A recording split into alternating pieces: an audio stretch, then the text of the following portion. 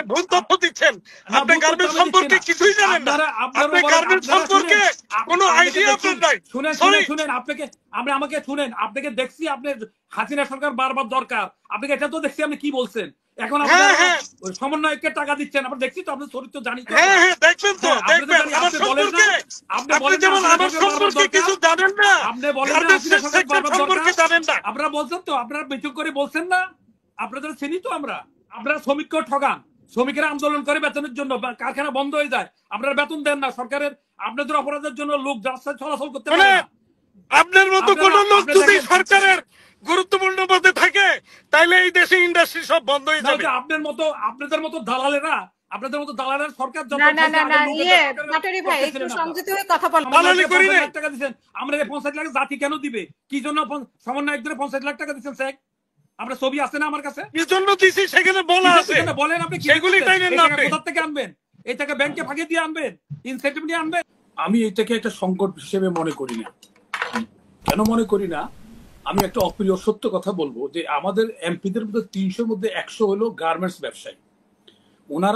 ওদের কথা, স্বার্থের কথা বইলা ওনারা অনেকগুলি সরকার থেকে অনেকগুলি ইনসেন্টিভ নেয়। অনুকম্পা কারা চায়? গ্রেজমার কারা চায়? দুর্বল ছাত্ররা চায়। আর ভালো ছাত্ররা কোনো অনুকম্পা চায় না। আমি বিশ্বের মার্কেটে টিকে নিব, সেভাবে আমাকে প্রস্তুত করব। আর গার্মেন্টস এর জন্য দেখেন, গার্মেন্টসে $1 লাভ করে একটা শার্টে, কিন্তু তারা দেখায় $100। কেন $100 দরকার? এর মধ্যে কাপড় আনে, বুতা মানে, সুই আনে, বক্রম আনে, এই টাকাটা মাইনাস করে দেখায় না। তাহলে আমার একটা শার্ট যদি আমি রপ্তানি করি, দেখা যাচ্ছে $1 লাভ হয়েছে, কিন্তু তারা সকল কিছু মানে ইন টোটাল ইয়ে করে গ্রস ইয়েটা দেখায়। এটা যে মাইনাস করবে, ইনভেস্টমেন্ট যে টাকাটা মাইনাস করে দেখায় না তারা। গার্মেন্ট যদি বন্ধ হয়ে যায়, আমাদের কিছু আসবে যাবে না। কি জন্য আমরা অন্য নতুন সেক্টরে যাব? এই গার্মেন্টসের দর্জিগিরি করে কোনো জাতির ভাগ্য পরিবর্তন যায় এবং ওয়ার্ল্ডে কোনো ইয়েতে নাই। শুধু দর্জিতে আপনি একটা সিলাইতে কতটুকু আছে? আমরা সেলাই করি, আমরা কিন্তু কাপড় উৎপাদন করি না, আমরা বক্রম উৎপাদন করি না, আমরা বুতাম উৎপাদন করি না, সুই সুতা উৎপাদন করি না। এগুলি আমরা বাইরে ফরেন কারেন্সি ব্যয়, এগুলি আমরা নিয়ে আসি। তাহলে আমার নেট লাভ হয় $1। $100 বিক্রি করলে $1 লাভ হয় আমার। তো এইখান থেকে তারা ইনসেন্টিভ নেয়, তারা দেখার সময় $100 দেখা রপ্তানি করছে $100। এইখানে একটা শুভঙ্করের ফাঁকি। আর আপনি দেখেন, আমরা যখন এক সময় পাট রপ্তানি করতাম, সোনালী আঁশ, পাট যখন চলে গেছে আমরা সাহাতে আসছি, সাহা চলে গেছে আমরা গার্মেন্টস আসছি। আজীবন তো মানুষের গার্মেন্টস বিক্রি করে, গার্মেন্টস ইয়ে করে আমাদের জাতির ভাগ্য পরিবর্তন করবে হবে না। আমাদের বহু নতুন সেক্টর আছে, সেইগুলোর মধ্যে আমরা চলে যাবো। যেমন ধরেন, ফেরি পার আবার সময় যখন ব্রিজ হয়, তো ফেরি ব্যবসা যারা, তারা কি ওই ফেরির জন্য বসে থাকে না, তারা নতুন সেক্টর খুঁজে বেড়ায়। তো এখন যেখানে আমাদেরকে এখানে শুভঙ্করের একটা ফাঁকি, গার্মেন্টস একটা বড় দর্জি, এটা গার্মেন্টস কোনো ইন্ডাস্ট্রি বলতে আমি রাজি না। কারণ অল্প মেশিন থাকলে এটা হলো দর্জি বলতাম আমরা আগে, সাথে এখন বেশি অনেকগুলি হলে অনেকগুলি দর্জি। এটা শিল্পের বেনিফিট তারা নিচ্ছে, নেওয়ার পরে দেখেন ওভার ইনভেস্ট করে তারা টাকা পাচার করছে। এটা গার্মেন্টস টোটালি বন্ধ হলে আমাদের কোনো সমস্যা হবে না, কারণ আমাদের তখন ইম্পোর্টের জন্য যে কাপড়টা আমরা আনি সেটা আমাদের ব্যয় হবে না। তারপরে আমাদের যে হুন্ডা আনছি, আমরা হুন্ডার হর্ন ব্যাটারিতে আমরা হাজার হাজার কোটি টাকা আমি ইন্ডিয়া চলে যাচ্ছে, অন্য জায়গায় চলে যাচ্ছে। আমরা ওই সেক্টরে যাইতে পারি, আমরা ওষুধ সেক্টরে যাইতে পারি। এটা যেটা দেখানো হচ্ছে যে আমাদের কিচ্ছু হবে না আমাদের। আর আমরা যারা রপ্তানিকারকদের সাথে যদি আমাদের গার্মেন্টস রপ্তানিকারকরা যদি অন্য অন্য ওয়ার্ল্ডের সকল সাথে যদি আলাপ করে, কেউ তো বাপের পোশাক বিক্রি করে রপ্তানি করবে না।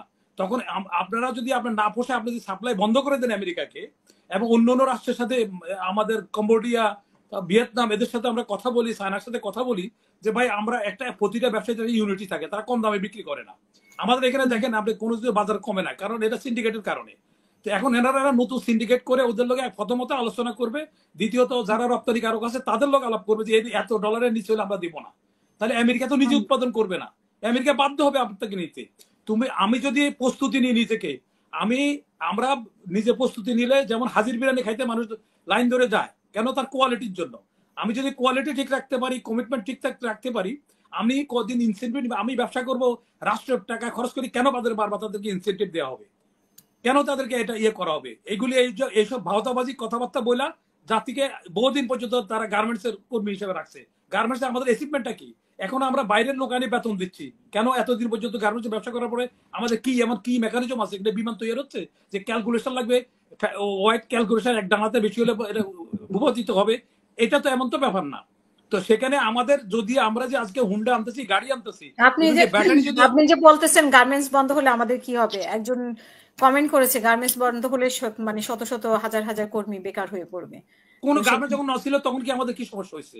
আমরা আমরা এক সময় জুট বন্ধ হয়ে গেছে, জুট যখন ছিল তখন কি এগুলি যারা বলে, যারা বেস্টেড গ্রুপ এরা বলে, কারণ এরা তো লোন নিবে দিবে না। হয়তো আপনি বলছেন যে গার্মেন্টস ব্যবসায়ীরা ক্ষতিগ্রস্ত হবে না, কিন্তু শ্রমিকরা তো ক্ষতিগ্রস্ত হবে। গার্মেন্টস বেশিরভাগ গার্মেন্টস ব্যবসায়ীরা সাইকেল দিয়ে স্টার্ট করছে, একাধিক পাজারো রেঞ্জ রোভার চালাচ্ছে। আমরা তো দেখি, সবারই তো আমরা দেখি, এই দেশের লোকে তো আমরা, কিন্তু আমরা এদের ব্যবসা করে কোনো আপত্তি নাই। কিন্তু এনারা যে ইনভয়েস করে এখানে ইনসেন্টিভ নেই বাংলাদেশ ব্যাংক থেকে, কিন্তু দেখানোর সময় তারা $100 দেখাচ্ছে, কিন্তু $100 না, এখানে $1 তারা দেখাচ্ছে, তারা $100 আনছে।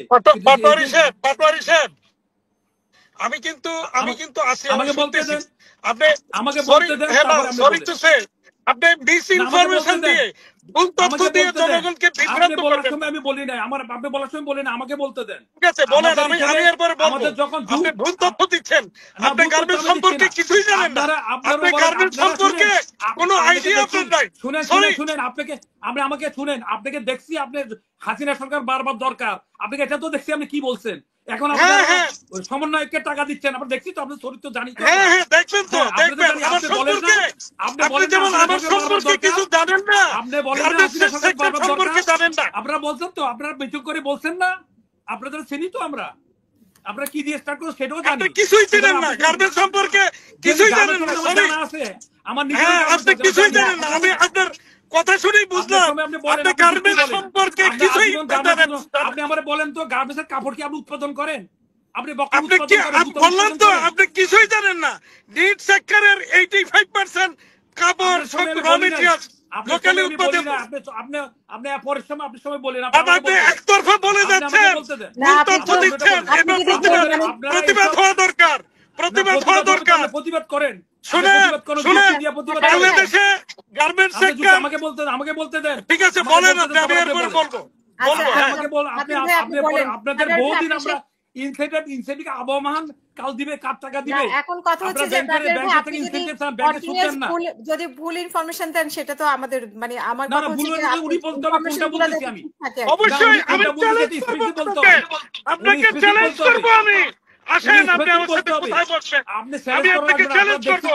আপনি গার্মেন্টস সেক্টর সম্পর্কে কিছুই জানেন না, আমি জানি না আপনি কোন সেক্টরে জানেন। আপনি দেখছেন, আমরা তো এটাও জানি আগের গভর্নমেন্টের কি বলছেন আপনারা, দেখছেন না ভিডিও। আমার সম্পর্কে আপনাকে বলতে হবে না, চিনাইতে হবে না, আমার সেক্টরের লোকজন আমাকে চিনে। বলি, আপনি তথ্য দেন যে আপনি যে কাপড়টা উৎপাদন করেন কিনা, আপনি বুতাম উৎপাদন করেন, এটা দেন। তাহলে আপনি আমার ইন্ডাস্ট্রিতে আসেন, দেখে যান উৎপাদন করে কিনা, আপনি দেখে যান, দেখে যান। কেন দিতে হবে? আপনারা শ্রমিককে ঠগান, শ্রমিকেরা আন্দোলন করে বেতনের জন্য, কারখানা বন্ধ হয়ে যায়, আপনারা বেতন দেন না। সরকারের আপনাদের অপরাধের জন্য লোক রাস্তায় চলাচল করতে পারে না। আপনার মতো কোন লোক যদি সরকারের গুরুত্বপূর্ণ পদে থাকে, তাইলে এই দেশে ইন্ডাস্ট্রি সব বন্ধ হয়ে যাবে। আপনাদের মতো দালালেরা, সরকার পাটোয়ারি ভাই একটু সংযত হয়ে কথা বলেন। এখন কথা হচ্ছে যে আপনি যে তথ্যগুলা দিচ্ছেন, সেই তথ্যগুলা যেহেতু হাতেম ভাই মানে ওনার গত সরকারের সময় ওনার সম্পর্ক কিরকম ছিল সেটা একটা বিষয়, আরেকটা বিষয় হচ্ছে যে ওনার যে সেক্টর, সেই সেক্টর সম্পর্কে তো মানে উনি যদি মানে ভুল তথ্য, আমি জানি না ঠিক, যেহেতু আমার গার্মেন্টস সম্পর্কে আইডিয়া কম, তা আপনি ভুল তথ্য দিচ্ছেন কিনা মানে কোন জায়গায় বলতেছি। আমি চ্যালেঞ্জ করলাম, আপনি আসেন, আমি চ্যালেঞ্জ করব, আপনি আসেন আমার সাথে বসেন। আমাকে বলতে দেন, কাপড়টা কি উৎপাদন করেন? আপনি বুতাম উৎপাদন করেন? অবশ্যই করি, বললাম তো, আপনি জানেন না, অবশ্যই করি। আপনি এসে দেখেন, ওভার ইনভয়েস করে, আন্ডার ইনভয়েস করে, তারপরে ওনারা ট্যাক্স ফাঁকি দেয়, ওনারা অনেক কিছু দেয়, তারপর আবার সরকারের লগে লেজুবর্তি করে, সরকারকে বারবার দরকার এই কথা বলে, সেটাও আমরা দেখি। আচ্ছা, সেটা একটা বিষয়। পাটোয়ারি ভাই, গার্মেন্টসের কোনো মালিক বলে না এই কথা, কে বলছে এটা আপনি জানেন? জানি, আপনাকে দেখছি তো, সমন্বয়কে 50 লাখ টাকা দিচ্ছেন, সেটাও আমার কাছে ছবি আছে। হ্যাঁ, তো দিছি। আপনি কি বক্তব্য দিচ্ছেন? আমরা বক্তব্য আমার কাছে আছে। হ্যাঁ, অবশ্যই আছে, দেখেন কি বক্তব্য দিছি। আর আমরা সমন্বয় টাকা দিচ্ছেন, আমরা 50 লাখ জাতি কেন দিবে? কি জন্য সমন্বয় 50 লাখ টাকা দিচ্ছেন স্যার? আমরা ছবি আছে না আমার কাছে, কি জন্য দিছি সেখানে বলা আছে। বলেন আপনি সেগুলি টাইমের না, আপনি কোথা থেকে আনবেন? এই টাকা ব্যাংকে ফাঁকি দিয়ে আনবেন, ইনসেন্টিভ নিয়ে আনবেন। আমার কথা হচ্ছে যে এখন পাটোয়ারি ভাই, শ্রমিকেরা কেন আন্দোলন করে? আপনি বেতনের জন্য শ্রমিকরা কেন রাস্তা বন্ধ করে দেয়? আমি চ্যালেঞ্জ করব আপনাকে, আপনি আসেন আমাদের সাথে বসেন। আপনাকে আমার জানা আছে, আমরা জানা আচ্ছা, আছে ওই কিছুই জানেন না, আপনি কিছুই জানেন না।